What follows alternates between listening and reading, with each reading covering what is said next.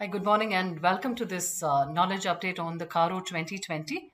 As you might be aware, the Ministry of Corporate Affairs has issued the CARO 2020 notification yesterday, and this is yet to be notified in the official gazette. And it applies to financial statements, periods of financial statements commencing on or after April 1, 2019, which means it's pretty much applicable for the audits that we are going to do. So this series of videos, maybe 3-4 videos, is primarily intended to highlight the differences between CARO 2020 and CARO 2016. If you look at the circumstances which have led to the introduction of 2020, I think we've been besieged by a lot of corporate failures, especially ILFS and a whole host of other things, the IBC code and the kind of exposure it's given on corporate frauds. I think that's triggered CARO 2020. It's a very decisive, very concerted attempt to bring in more accountability, corporate trusteeship, and transparency, and to use the auditors as a via media to enable corporate governance, which is what is a slightly different feature about CARO 2020. Typically, as an auditor, you're concerned about the truth and fairness of financial statements, but there are many, many governance issues here on which they want the auditors to comment, which seems a little unusual. But be that as it may, this is the sign of the harsh times and of the harsher times to come. Well, many of us may think that this has got to do something with audit failure. I don't think it's as much to do with audit failure as it is to do with corporate failure. In fact, audit has been used as a mechanism here to rein in corporate misgovernance. And that's my take on this CARO 2020. We can, of course, debate and discuss on whether some clauses should have been there in CARO or not. But be that as it may, I think as a profession, we also need to rise up and say, if this is what is given to us, then how do we do it best? So it's in that context that I'd like to explain CARO 2020 to you. We'll break this into a couple of videos. The first one, we'll talk about the preliminary aspects and changes, if any, to the preliminary aspects. And the next set of videos, we'll go into what are the main operative clauses of the CARO. So start with, I've put down this presentation where I've set aside 2020 and 2016 next to each other.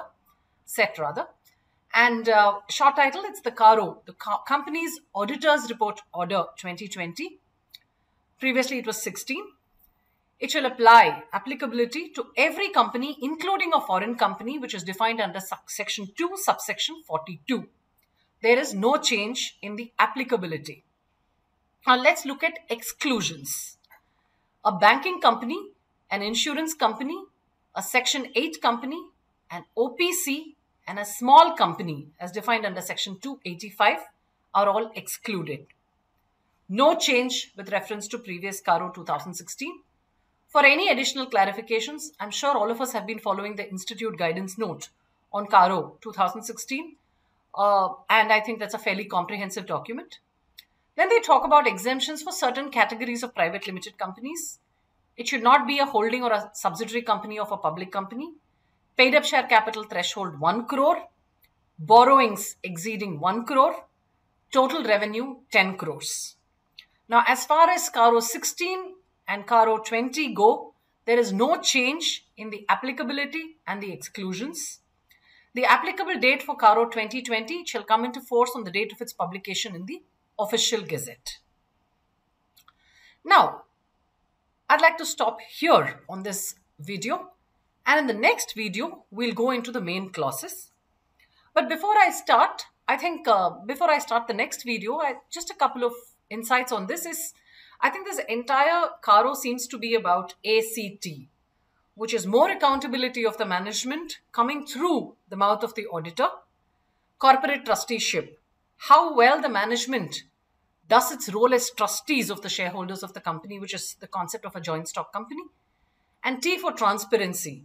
Just seems to be a huge leap on transparency with auditor having to state more.